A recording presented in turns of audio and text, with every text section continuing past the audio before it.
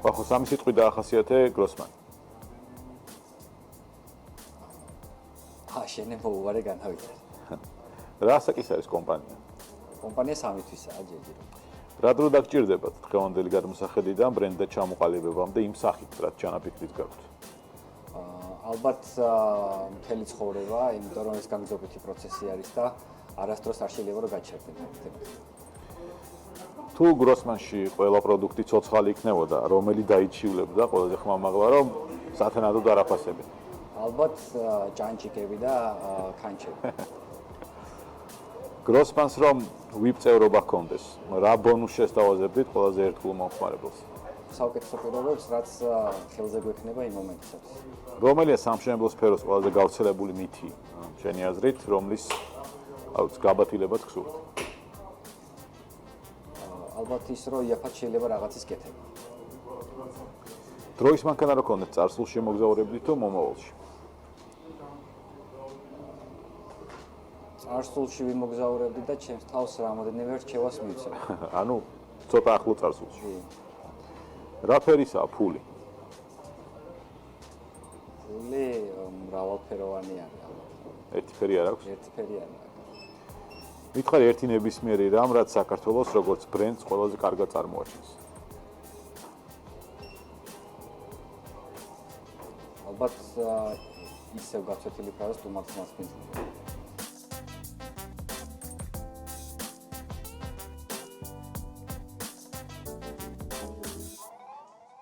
პირველ რიგში მინდა კითხო, რა ღირებულებებს ეფუძნება Grossman, როდესაც ბრენდს ქმნიდით და კომპანიას, რაზე ფიქრობთ?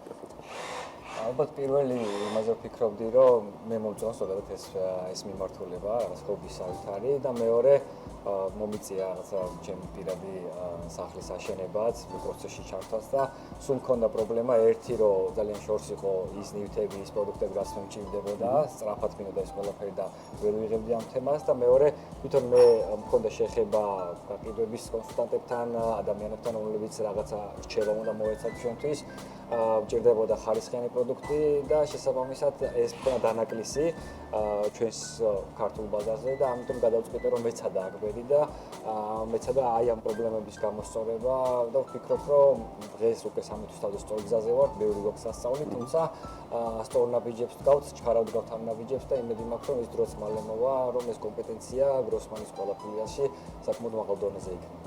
მიუხედავად იმისა, რომ ბაზარი ამ შემთხვევაში ძალიან კონკურენტულია, გაჯერებულია, რაღაც ბრენდები არსებობენ, არა მარტო ბრენდები, პატარა მაღაზიები არსებობენ, შენ თქვი რომ კონცეფცია, რომელიც Grossman-ს აქვს, ექნება და განავითარებს, გამორჩეული იქნება. კი ბატონო, ჩვენ ბაზარზე ცოტა სხვა ნიშით შემოვედით, სხვა სტრატეგიით შემოვედით.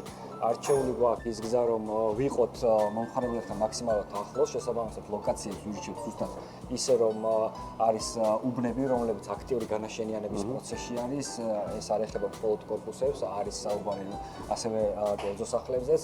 შესაბამისად ჩვენ მთელი კონცეფცია არ არის დიდი ზომის ჰიპერმარკეტები შეიქმნას ამ ეტაპზე, კონცენტრირებული ვართ საშუალო ზომის მარკეტებზე, რომლებიც იქნება მომხმარებლის საჭიროებაზე მორგებული და მომხმარებელთან ახლოს. Grossman-ი რატო დაარქვა?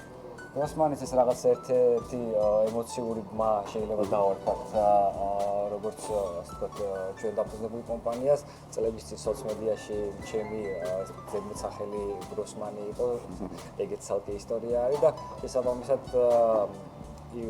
6 წლის წინ ვთქვი, რომ მაშინ სოციალ-მედია გავაუქმე და ვთქვი, რომ Grossman-ი აუცილებლად განაცხადეს. სადღაც დაბრუნდება.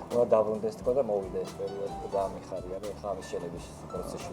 რამდენად კომპლექსურია აი ამ სფეროში ბრენდზე მუშაობა, Grossman-ზე მუშაობა? შენ მრავალწლიანი გამოცდილება აქვს მენეჯმენტის სფეროში და არ ვიცი, ძალიან კომპლექსურ მიმართულებასაც მართავდი, ხო, მაგრამ აი აქ რა განსხვავებები? ზოგადად ბრენდი ყველამ კარგად ვიცით, რომ არ შემოიფარგლება ლამაზი ლოგოთი, კარგი ფერებით. აქ თავარია უკან ვინ დგას, რანაირი ხალხი არის, რას ეუბნება ბრენდი ყოველდღიურად თავის მომხმარებელს და როგორ ასრულებს იმ დანაპირებს, რაც მის DNF-ში არის ჩადებული. შესაბამისად, მე ვიტყოდი, რომ ჩვენთვის ეს რაღაცა ახალი ხილია, ძალიან რთულია, იმიტომ რომ კომპლექსური არის ეს ყველაფერი.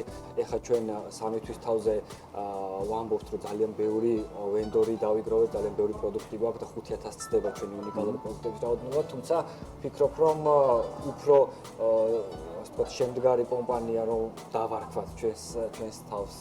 ალბათ ამაზე 10-ჯერ მეტი უნდა გავარკვიოთ მინიმუმ რომ რაღაცას წარმოადგენთ. შესაბამისად, საუბარი იმაზე, რომ დღეს ჩვენ ბრენდი ვართ, ალბათ ცოტა ნაადრევია, კიდევ ერთხელ ძალიან ბევრი დანაპირები უნდა გავამართლოთ, მოლოდინი უნდა გავამართლოთ ყოველდღიურობაში და ვფიქრობ, რომ უბრალოდ სწორ გზაზე მივდივართ და ჩქარი ნაბიჯებით მივდივართ, რაც ძალიან კარგია.